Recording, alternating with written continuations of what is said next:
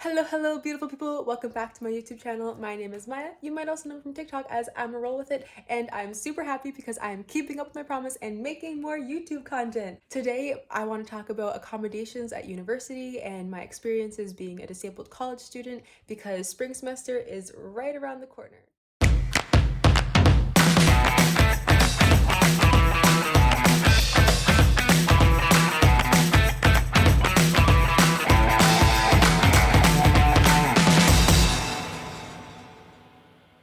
So just a little bit of background information. I'm currently in my fourth year of university. No worries, I'm not graduating. I'm staying for a little extra time so I don't have to worry about that senior stuff just yet. I know it's coming, but it's fine.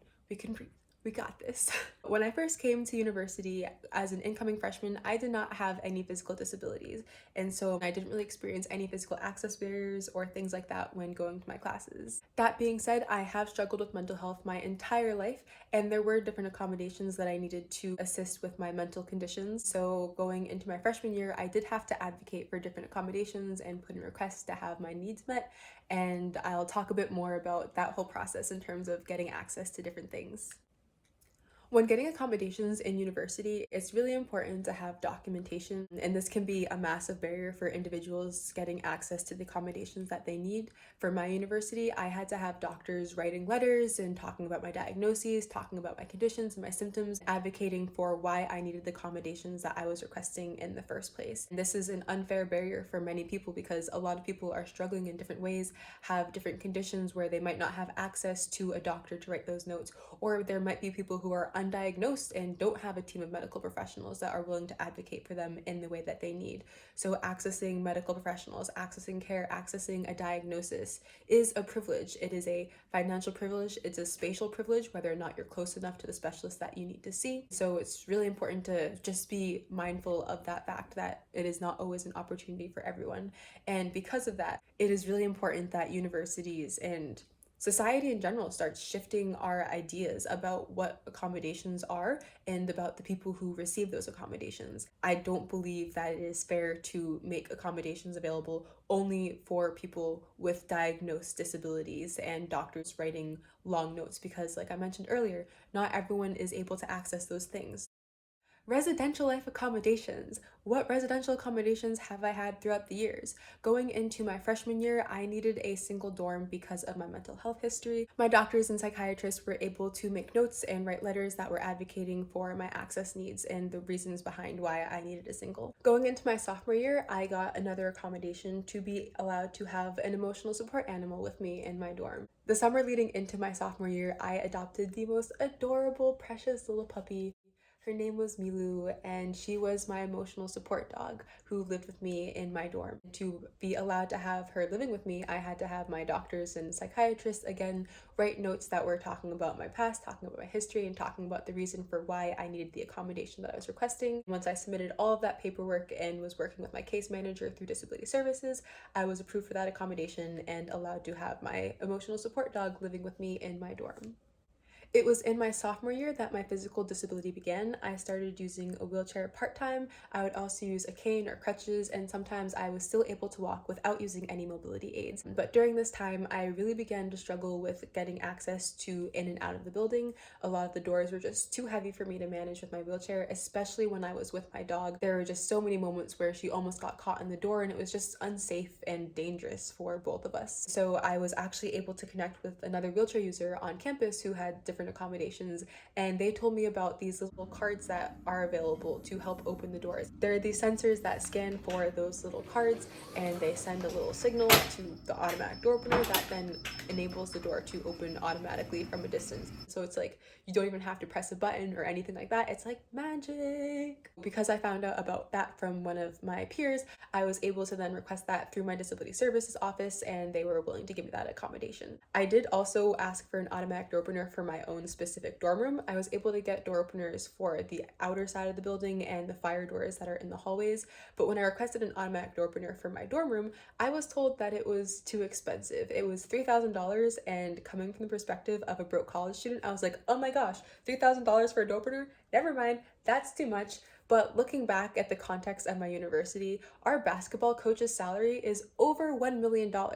I am paying for safe housing and having safe, reasonable access in and out of my dorm room.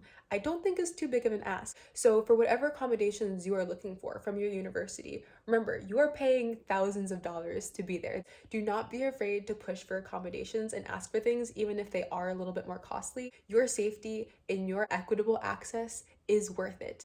Fast forward to my senior year. We're skipping junior year because junior year was the pandemic and I was living off campus in an apartment. That's a whole separate situation and I can do a whole separate video on that. But fast forward to senior year with my physical disability and the way that it progressed and all the documentation and notes that I have from my doctors, my university was a lot more willing to give me more dorm and residential life accommodations. So now I'm very happy to say that I do have an automatic door opener. I have this little thing here and I just press a button and it automatically opens my door. So that way, if I'm stuck in bed and I need someone to come in and help me, I can let somebody into my room this way. There's also a massive push button that's right next to my door in my bedroom. And I really, really appreciate this button because it's like 3 feet long and it makes it a lot easier for me to press the button. I'm even able to press the button with just the footplate of my wheelchair. So if my arms are weak or if my legs are hurting and I can't really move to reach the button, I can just go boop with my wheelchair to get the door open. Another accommodation that I have now as a senior is having a larger room. When I came in as a freshman and needed a single, I was just given a standard single and that was able to meet all of my needs. But now with my wheelchair and all of my mobility equipment and all of my other supports and things,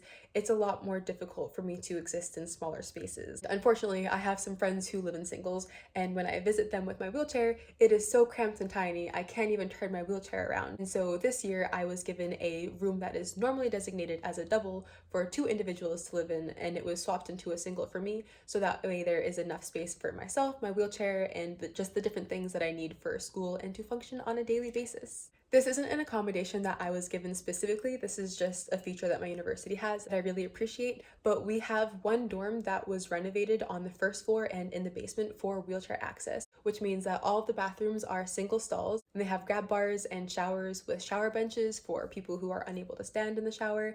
And there are also quite a few bathrooms that have automatic door openers to get in and out of the bathroom. Unfortunate fact, most of the bathrooms in the buildings across university are just not wheelchair accessible. Like they either aren't large enough for wheelchair or they don't have automatic door openers. There are like 4 buildings on this campus that I can access the bathroom independently. It is so frustrating. But fortunately in this dorm, there are multiple bathrooms that are accessible to me and I really appreciate that. On top of having the accessible bathrooms and the single stalls that were designed for people with physical disabilities, our lounges were also renovated for wheelchair access. The desks and tables were elevated a little bit higher than your standard desk, so that way wheelchairs can just fit directly under them. As a wheelchair user, I am so appreciative of that fact because it has made it a lot more comfortable and easy for me to function in this space. That leads me into my next point. Classroom access. Many classrooms just aren't accessible. And so one important thing that I have to do at the beginning of each semester is go over my course schedule, look at where all of my different classes and lectures are, and then make sure that those locations are accessible to me. So I can reach out to my disability services case manager and say, hey, my classes are in these spaces. I need them to be moved to an accessible classroom that does have wheelchair access, and they are able to make that shift so that way I can have access. It's really, really important to get this done before the start of the semester because getting classes moved once class has already started is a much bigger hassle. And I actually failed to do that last semester. I wasn't able to get to most of my classes and that really threw me off for the entire semester. But I also strongly recommend trying to go through your day, like rolling through or walking through your class schedule to make sure that you are actually able to access all of your classes in the way that you need to for your specific needs, because disability services might have some understanding of what wheelchair access needs or what other disabled students have needed in the past, but everybody's access needs are different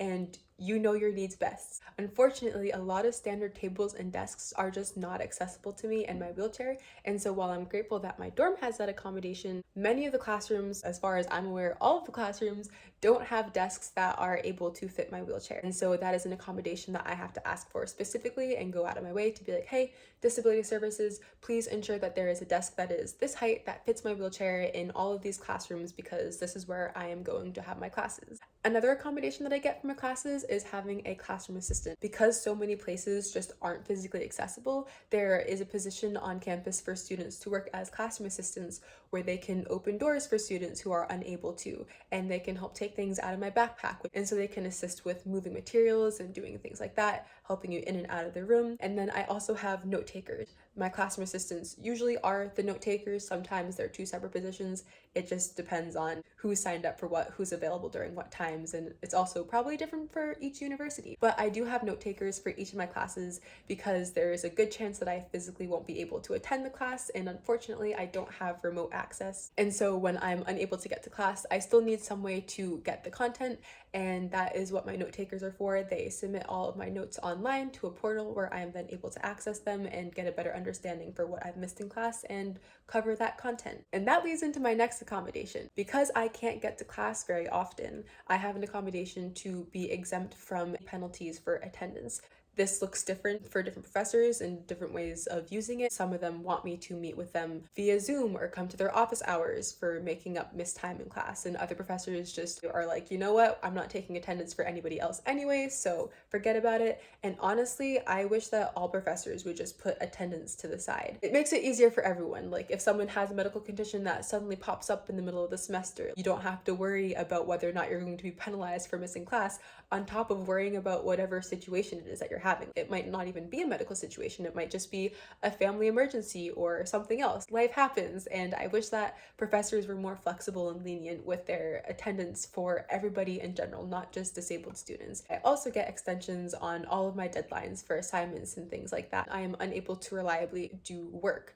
So sometimes I might have an essay or an assignment that's due at a certain time, but I might be having a really bad flare up that day and I'm unable to complete the work in that moment, but that doesn't mean that I'm not necessarily going to be able to complete the work later. So I also get extensions on all of my deadlines for assignments and things like that. This also looks different for different professors. Some of them don't care and they're just like, pass it all in at the end of the semester, don't talk to me about it, I don't want to worry about it. Other professors want me to let them know ahead of time if I'm going to have to pass in an assignment late and work out with them exactly when I will pass it in. It just depends on my professors and working with them and communicating. It's also, again, probably going to be different for the different universities that you attend.